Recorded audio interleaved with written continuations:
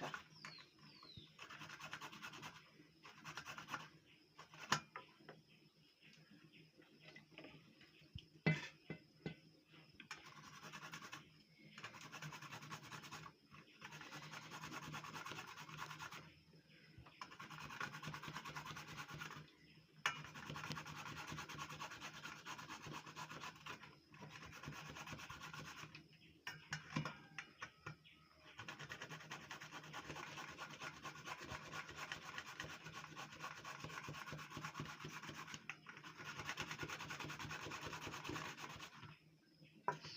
And when grinding the carrots, you just make sure you grind the smallest pieces possible.